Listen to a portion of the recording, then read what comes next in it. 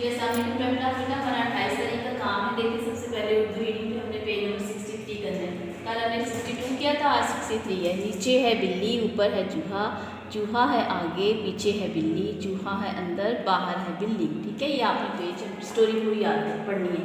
English reading पे है, page number आपका है 26 पे। ये भी आपकी रिवाइज रीडिंग है। ये देखें, the horse is jumping, the tall man is walking, the girl is writing. ये पूरा पेज है आपका रीडिंग का 26। ये आपने रिवाइज करना है। इस्लामिक स्टडी पे देखिए, पेज नंबर है 26।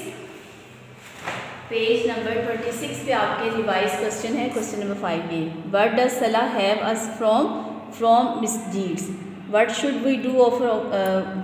वी डू बिफोर ऑफरिंग सलाह, वज़ू। ठीक है, ये 2 सवाल हैं, आपने अपने इस्लामिक स्टडीज़ पे रिवाइज करनी है। तीसरा भी आप देखिए, ये भी आपने रिवाइज करना है क्वेश्चन। इंग्लिश कॉपी वर्क में माय फ्रेंड का ऐसे है। माय फ्रेंड का ऐसे आपने रिवीजन है आपकी, आपने बहुत अच्छे तरीके से इसको याद भी करना है और लिखना भी है। उर्दू कॉपी वर्क पे अल्फाज को जिनसे मिलाएंगे, आपको वर्कशीट हमने दी हुई है।